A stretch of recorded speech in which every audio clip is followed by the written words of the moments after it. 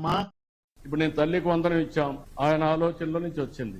ఏదో అశోకుడు చెట్లు నాటిచ్చాడు, నారా లోకేష్ తల్లికి వందనం అనే పథకం కనిపెట్టాడు మా.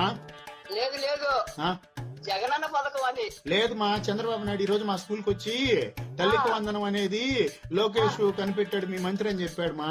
వచ్చే సంవత్సరం పుస్తకాల్లో కూడా రాయిస్తాడంట, ఎగ్జామ్స్ లో కూడా అదే ప్రశ్న అడిగితే లోకేష్ అని రాయాలంట.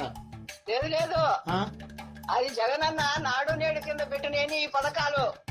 అమ్మ ఒడి అనేదా? అమ్మ ఒడి గాని నాడు నేడని పిల్లలకు బ్యాగులు షూలు ఇచ్చింది ఆయనే. వెనక టీవీ చూసా చంద్రబాబు నాయుడు వచ్చి స్కూల్లో కూర్చున్నాడు, వెనక పెద్ద టీవీ ఉందమ్మా. ఉండి ఆ కొడుకు కూర్చున్న బెంచి ఎక్కడి అయ్యా అవన్నీ నాడు నేడు కింద వచ్చినాయి. ఆ గోరు ముద్ద పెట్టాడు. అవును, రాగి జావ 9 గంటలకు ఇచ్చేవాడు పోయిన సంవత్సరం, గుర్తుంది నాకు. అవునైతే మరి చెట్టకి ఇప్పుడు అట్లా చెప్తే ఎట్టా? బ్యాగులు ఇచ్చాడు, బులుగు బ్యాగులు ఇవ్వాలి ఉన్నాయమ్మా. ఈ బ్యాగులు ఇదిగో మా రవిగడ్ బ్యాగ్ దిగిపోయింది, అదో పుష్పలత బ్యాగ్ కూడా దిగిపోయింది. తెగిపోయింది పాట. జగన్ ఇప్పుడు బ్యాగులో పెట్టుకొస్తాడు మరి పుస్తకాలు. అవి బాగున్నాయి, నేను కూడా రేపు మన ఇంట్లో ఉంది కదా బ్యాగ్ తెచ్చుకుంటాను.